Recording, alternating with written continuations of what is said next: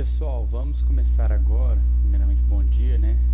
A aula de estrutura e formação das palavras, módulo 1, aula 1. Morfemas, vamos começar falando de morfemas primeiro, tá? Pra gente entender tudo. Morfema é unidade, né? São as unidades mínimas de significados da palavra. O morfema é considerado a menor partícula, aqui é menor, tá? Desculpa. A menor partícula de significação das palavras e pode ser classificado em 6 tipos: desinência, raiz, radical, afixo, tema e vogal temática. Tá vendo se as vírgulas estavam certas. Sílaba: vogal ou grupo de fonemas que se pronunciam numa só emissão de voz e que só reunidos a outros formam palavras.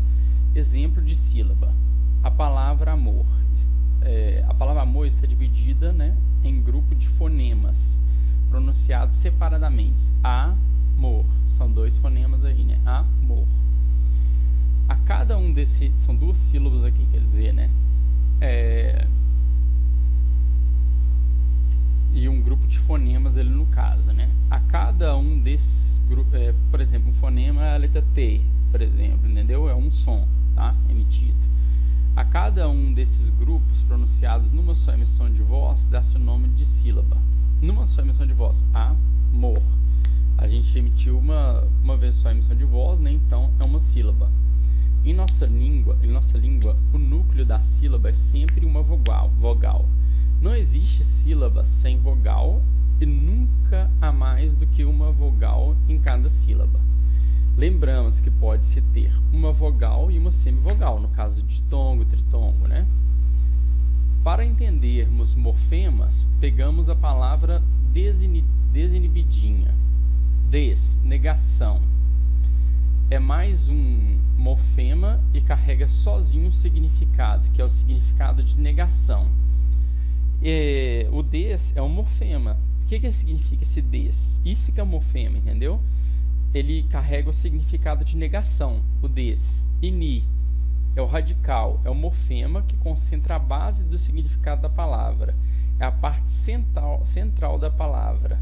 O verbo inibir, que carrega o significado de desencorajar.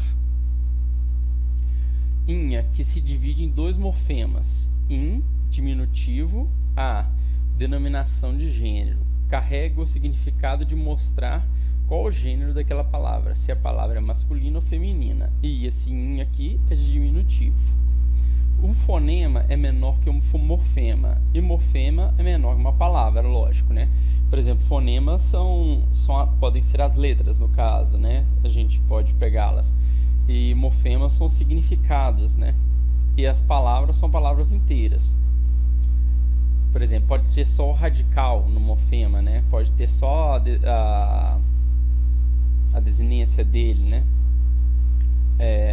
Morfemas são maiores que fonemas, que são as letras dos sons que emitem, mas menores que palavras que são compostas por vários fonemas.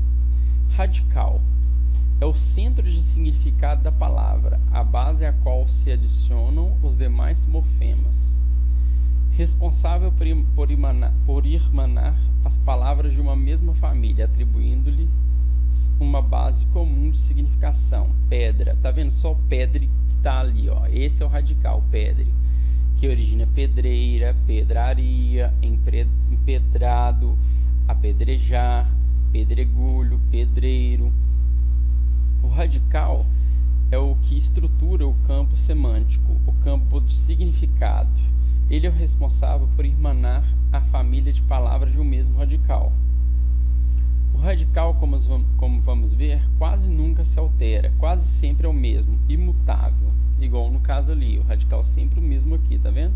Esse pedre aqui é sempre o mesmo, como colocado no exemplo de pedre. Pedra, palavra primitiva, é a palavra primitiva essa palavra. O radical é pedre, sem o a. Essa palavra primitiva origina várias outras, como pedreira, pedraria, pedrejar. Todas essas palavras têm o mesmo radical, pedre. Se formaram de uma mesma palavra primitiva. Opa! pedra e, portanto, constituem uma mesma família de palavras.